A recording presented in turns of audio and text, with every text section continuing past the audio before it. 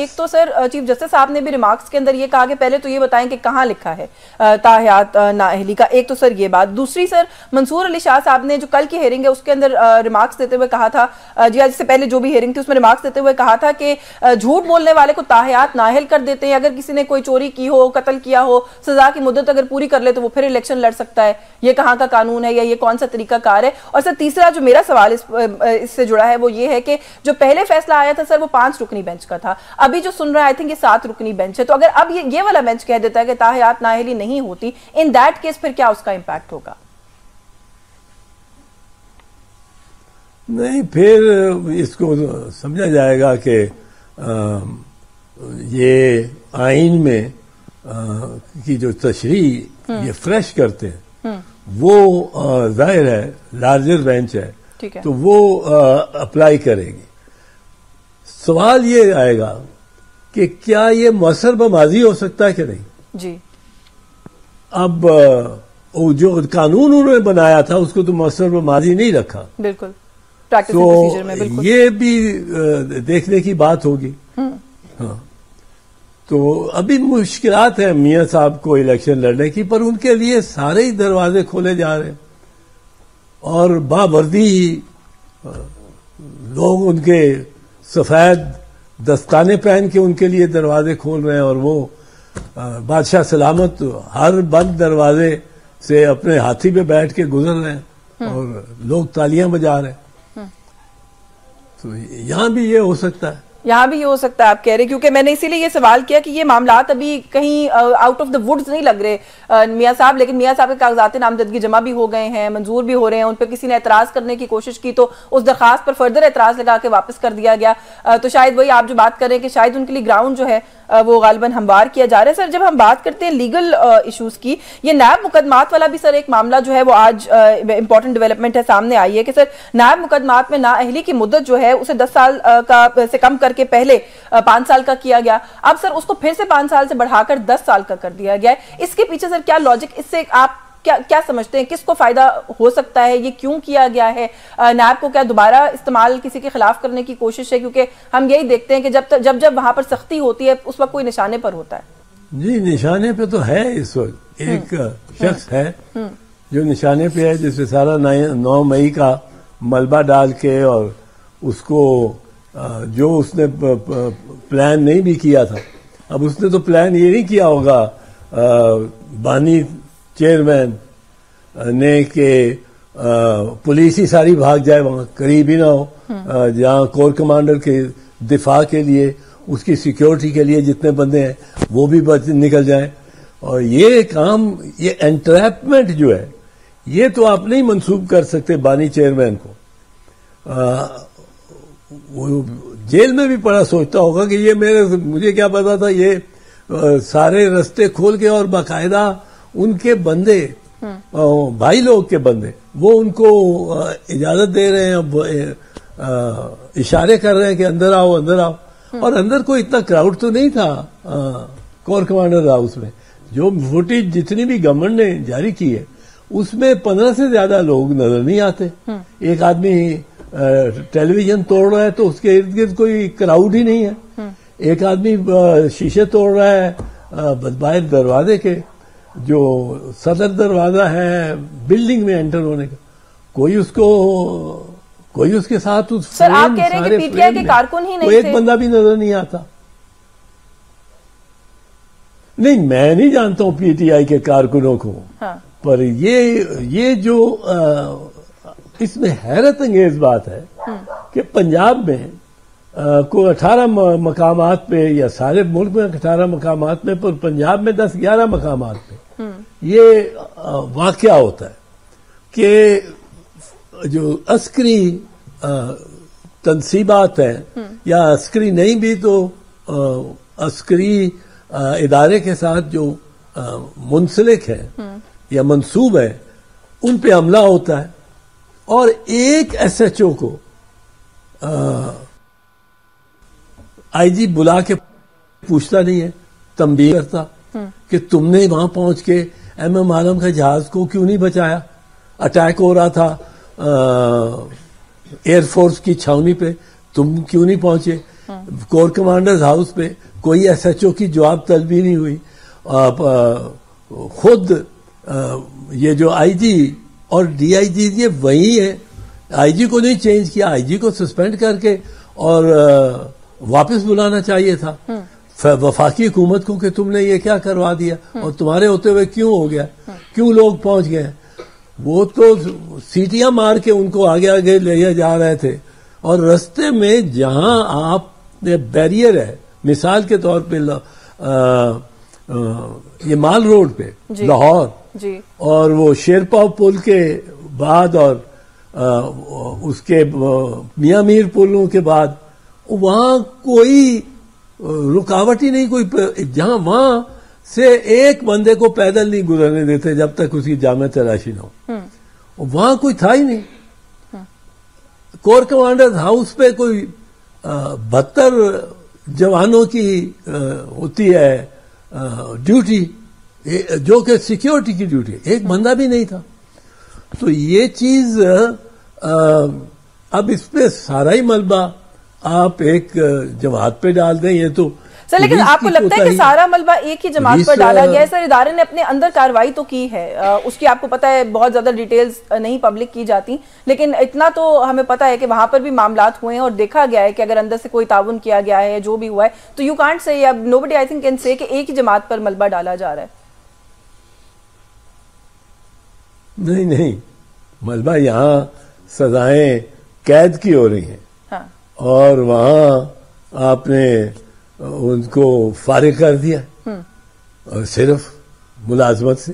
ٹھیک ہے, اور یہ بھی امتیاز ہے اگر دیکھا جائے تو, پر اس وقت کوئی دیکھنے کو تیار نہیں. پر یہ تاریخ میں یہ چیپٹر کھلا رہے گا. اچھا سر, تھوڑا سا کیونکہ آپ کی موجودگی ہے پروگرام میں, سر یہ بلے کے نشان کا جو معاملہ ہے, ایک تو یہ کہ پہلے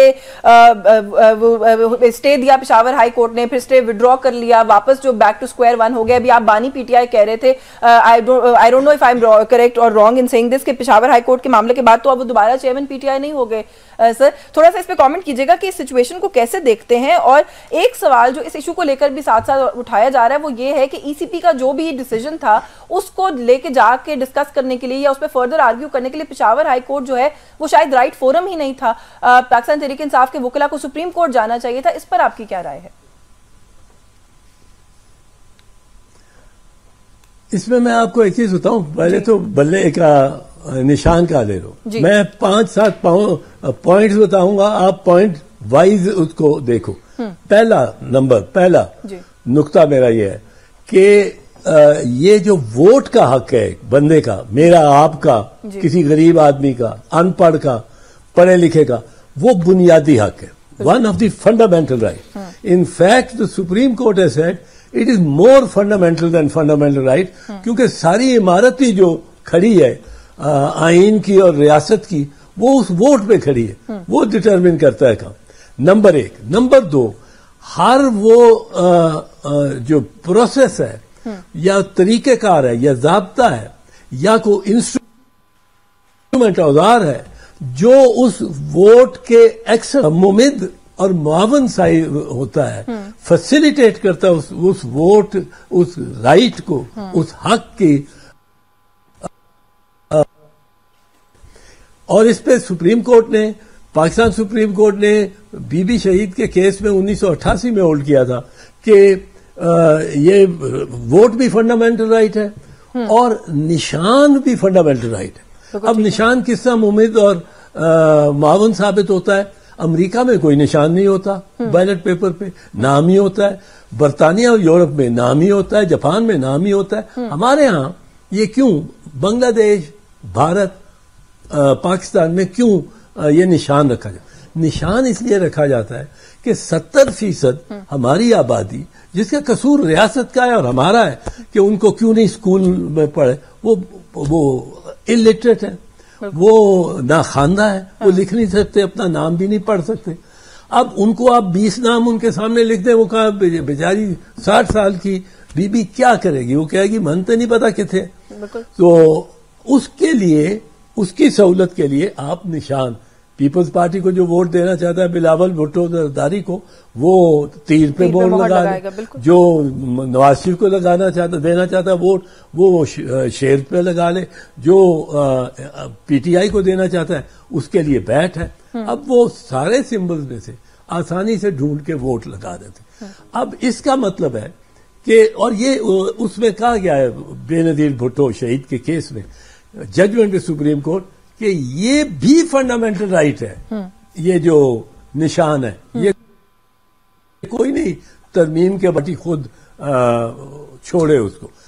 اب یہ فنڈامنٹل رائٹ ہے ہمارے ووٹر کا، یہ کہ وہ جا کے اپنے نشان پہ سے مور لگا کے اور اپنے کینڈیڈیٹ کو پہچان لے اور اپنی پارٹی کو۔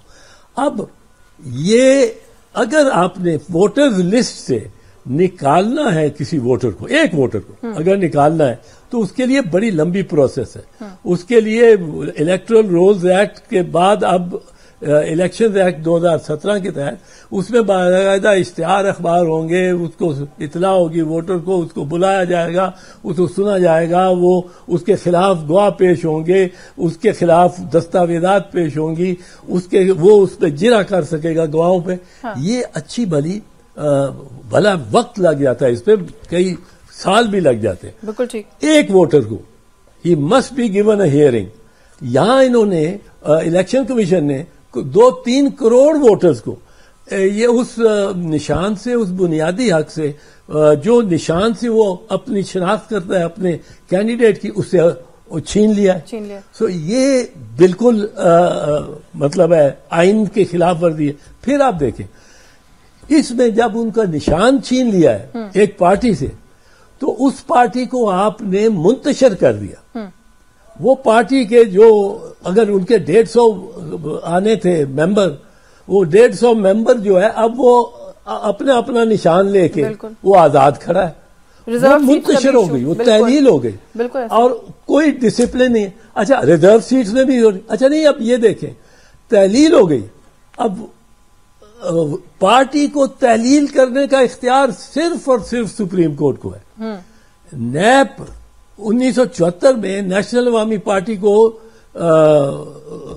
کالعدم قرار دیا گیا تھا اور ڈی رجسٹر اس کو کیا گیا تھا، کوئی 1.25 سال کی پروسیڈنگ کے بعد، اور پورا سپریم کورٹ نے 5 ججز نے وہ سارا مقدمہ سنا تھا، شہادتیں لی تھی، اور اب یہ سپریم کورٹ کا اختیار ہے، الیکشن کمیشن کا اختیار ہی نہیں۔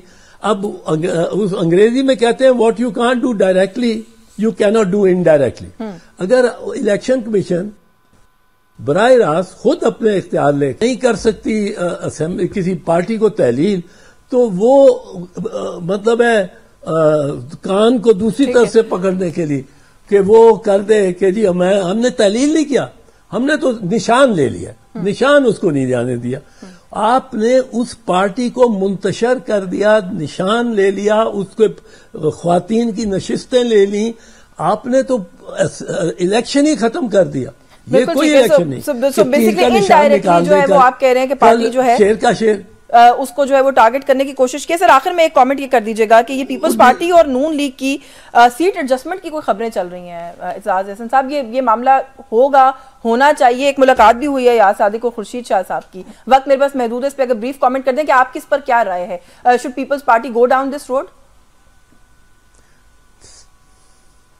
میں اس کا نہیں کچھ کہہ سکتا، کیونکہ میں ان زعماء میں نہیں ہوں جو اس کے امین ہوں اس بات کے، پر خورشید شاہ صاحب اور ایاز صادق صاحب اگر ملتے ہیں تو وہ خوشگوار ملاقات ہی ہوگی ان کی باہمی طور پہ، اور کچھ رنجشیں ختم ہوں گی، پارٹیز میں رنجشیں ختم ہونی چاہیے، کچھ کرنا چاہیے، میں اس کے حق میں ہوں، اور الائنس کے حق میں بھی ہے سر، کسی قسم کے انتخابی الائنس، 3 بڑی جماعتوں انتخابی الائنس کے حق میں بھی ہیں؟